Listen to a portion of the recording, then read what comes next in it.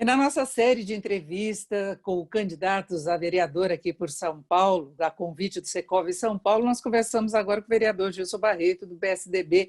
Vereador, seja bem-vindo. Obrigado, é uma satisfação.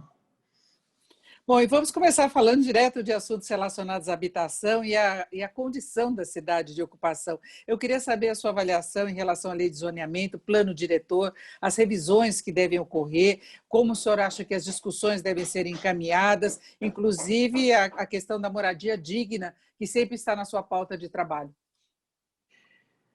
Eu fui o presidente da Comissão de Política Urbana Metropolitana e Meio Ambiente quando do plano diretor e da lei do zoneamento. Nós reconhecemos que, inclusive, foi difícil a gente mudar, mas houve um plano diretor muito tímido para a cidade de São Paulo, porque, além da gente preservar o meio ambiente, a vida, nós também temos que averiguar e ter em mente que São Paulo precisa haver o desenvolvimento efetivo, principalmente na área da construção. Nós tivemos, em termos de lei de zoneamento, por exemplo, algumas áreas, por exemplo, as grandes avenidas, que nós destinamos esses quarteirões para que pudessem construir efetivamente um potencial construtivo mais alto.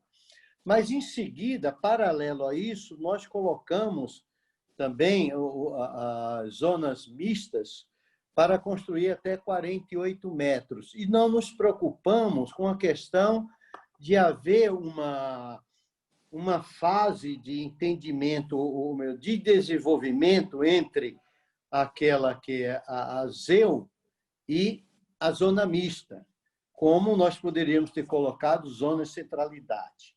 Outra coisa é a questão do potencial construtivo para algumas áreas da cidade de São Paulo, que até 10 metros, isso segura um pouco a cidade, o seu desenvolvimento, porque nós sabemos, para emprego na cidade de São Paulo, a área de construção exatamente o caminho. E nós temos que realmente incentivar muitas questões, nós precisamos rever, está previsto para 2021, e os vereadores que forem reeleitos ou eleitos terá que ter esse compromisso com a cidade de São Paulo. Nós temos a questão também das garagens, que foi previsto não construção de garagens, nos prédios, principalmente de habitacionais, mais nas avenidas, e isso aí eu acho que é um retrocesso. Tem que ter também garagens para esses apartamentos, mesmo que seja de a metragem menor. Isso deixar à vontade de conformidade com a análise do mercado para que tenha garagem ou não. Então, são essas coisas que nós vamos precisar rever na cidade de São Paulo.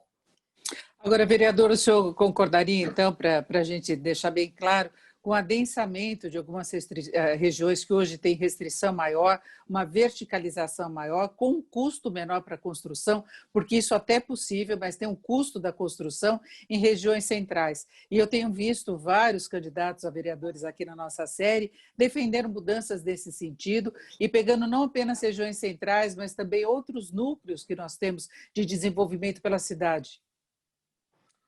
Olha, eu vou dar um exemplo. Você pega uma avenida que é ZEU, quer dizer, você pode construir, tem o potencial construtivo de 4, 6 vezes a área do terreno. Em seguida, você já pega outro quarteirão que você tem uma vez a área do terreno. Então, nessa intermediação, tem que haver um outro potencial construtivo para fazer haver assim uma coerência. Como é que você tem na frente da tua casa um prédio de 50 andares? Em seguida, não, só posso construir 3 andares. Isso é um absurdo. Isso inibe também o mercado. Você pega principalmente os bairros, onde hoje é uma realidade, existe o comércio, então inibe esse desenvolvimento. Eu estou falando em termos principalmente das grandes avenidas, e hoje o pessoal conclama essa mudança. E todos os vereadores que forem eleitos têm que assumir essa responsabilidade de haver essas mudanças. Agora, em relação à lei que cria os lotes urbanizados para a construção de moradias para as pessoas mais necessitadas, o senhor foi coautor também dessa lei. Eu queria saber da implementação e da importância que ela pode ter. Nós tivemos um prefeito que teve coragem de sancionar a lei. Eu estou no 7º mandato, salvo engano, no meu primeiro mandato, eu apresentei um projeto de lei do lote urbanizado, vetaram essa lei e, infelizmente, hoje nós temos as invasões, as ocupações, as comunidades desordenadas, com ruas de 3, 4 metros, que é um absurdo, e o governo teve que, muitas vezes até, alguns governos incentivaram a isso, criou umas comunidades desordenadamente, que hoje nós estamos com problema. Se eles tivessem aceito o lote urbanizado naquela oportunidade, hoje nós tínhamos esses loteamentos, esses adensamentos, tudo coerente, com ruas de 10 metros, de 8 metros, de 12 metros. Então, nós tínhamos realmente condições de transformar essas comunidades num bairro propriamente dito. E o objetivo da lei, inclusive do Fábio, do vereador Fábio, e eu como coautor, foi exatamente para a gente começar, a partir de agora, a inibir essa questão e dar condições para as pessoas poderem... Existe loteamento de 30 mil, 40, 100 mil metros quadrados, ainda na cidade de São Paulo, que precisa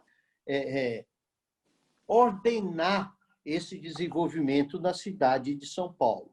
E eu tenho certeza também que as outras cidades, com esse projeto aprovado e sancionado a lei, outras cidades da grande São Paulo, que ainda tem muita terra, vão direcionar para o lote urbanizado, fica muito mais barato. As pessoas de baixa renda, eles querem o lote para eles construírem. E agora o que falta é a gente ordenar também para que o próprio poder público forneça a planta gratuitamente, que é outra fase que nós vamos entrar agora. Nós, com o plano diretor e lei do zoneamento, nós demos vários instrumentos para a legalização de muitas terras hoje adensadas, porque antes o Ministério Público entrava com processo crime contra o proprietário da terra, que ele não teve culpa da invasão, e as pessoas que invadiram também iniciava-se um processo de processo crime. Agora, nós aprovamos que as construções, os adensamentos, até 2014, que a prefeitura pode chamar para si essa responsabilidade e começar a fazer as exigências necessárias, legais, e legalizar essas comunidades para dar o título de propriedade a essas pessoas. E com lote urbanizado a partir de agora, nós vamos tentar inibir um pouco essa questão das invasões. Agora, dizer que houve momentos, governos que incentivaram a indústria da invasão, isso foi um absurdo, porque acabaram com nossas áreas verdes, não deixaram áreas para manutenção do meio ambiente, entraram até na Mata Atlântica, que isso aí foi um absurdo, e não houve conivência do poder público nisso.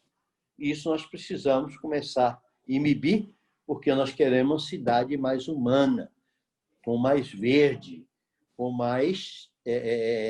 E o prefeito Bruno Covas, a intenção dele é essa, é resgatar a dignidade das famílias que mais precisam, principalmente da periferia, e ordenar isso para não haver, porque, na realidade, o que existe hoje é um amontoado de pessoas nessas áreas que foram ocupadas, muitas vezes até compradas, e depois que ocupa, o proprietário, tudo bem, vamos vender qualquer preço, e as pessoas ficam lá sem ter esperança nenhuma e sem ter condições de amanhã dar ao menos um habitat para a sua família.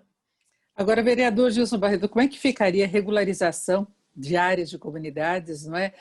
Tendo em vista essas mudanças previstas na lei e irregularidades que o senhor mesmo pontuou agora em relação a ocupações? O senhor acha que é válida a regularização, mesmo nessas condições? Como é que isso seria encaminhado na sua visão? Olha, nós colocamos no plano diretor que até quem estivesse adensado sem litígio, nas áreas sem litígio, poderia regularizar, apresentando, requerendo à Secretaria de Habitação do município. E aí nós demos instrumento até para as Coabs da cidade de São Paulo, porque nenhuma poderia se regularizar também. E foi dado, ao menos nesse governo agora, vários títulos de propriedade, mesmo aqueles que adquiriram apartamentos pelo CDHU e pela Coab, e a Secretaria de Habitação. Hoje, a Prefeitura está expedindo título de propriedade para essas pessoas que pagaram, inclusive, seus apartamentos, que antes não tinham. Então, isso foi um avanço muito grande do Parlamento Municipal. Não foi só do vereador Gilson Barreto, mas foi do Parlamento Municipal de São Paulo, preocupado com essa questão de resgatar a dignidade das pessoas que, inclusive, têm seu habitat nesse fundão de São Paulo. Bom, vereador, para nós encerrarmos, eu queria que o senhor falasse da sua atuação na entrega de casas populares, na construção de casas populares.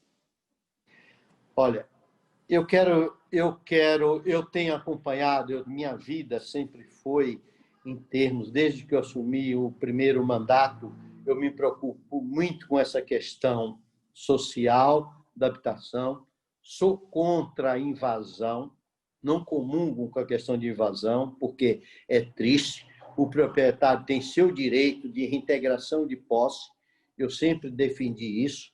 Agora, quando existe conivência ou do particular ou da prefeitura, depois a gente tem que apoiar.